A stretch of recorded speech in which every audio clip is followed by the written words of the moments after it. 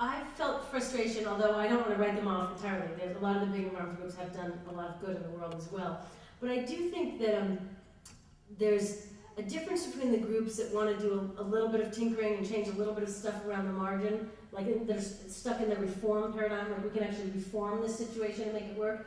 And those that say, you know, I've been beating my head against the wall for 20 years, I've been trying that. We need to move from sort of transactional politics to transformative politics. We need to go deeper in terms of our analysis and our critique and our interventions to change some of the fundamental drivers of the economy, not just tweak around the edges. So I do get frustrated. We really saw that a lot around the film that we produced called The Story of Cap and Trade, which was a pretty intense critique of a particular legislative proposal that was moving forward both in Washington, D.C. and it looked like in Copenhagen. I felt that a number of environmental groups from around, social justice activists from around the world, and I felt that there were some really fundamental flaws in this approach, yet it was incredibly boring to talk about. I don't know if you saw the Jon Stewart thing where he says that today this cap and trade bill is moving in Congress, his head smashes into the desk.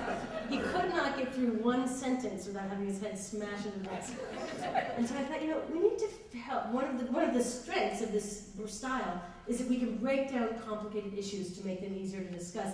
And in that way, my hope is swing the door wide open for a lot more people to enter the conversation. And so with the story of cap and trade, we did that. We broke down a complicated issue. We pointed out some real critiques. Before I did the film, because I had not been working on it, I called up a bunch of my friends who work for the big environmental groups who, again, do a lot of good things. But on this issue, I asked them, what do you think about cap and trade? Across the board, everyone said, it will not work, it doesn't match the science, it disproportionately benefits the big polluters, but it's the best we're going to get. And there was even a listserv, an environmental law professor's listserv, where somebody posted the film and then all these law professors were having a discussion about it. And one environmental law professor said it was irresponsible for Annie to make that movie.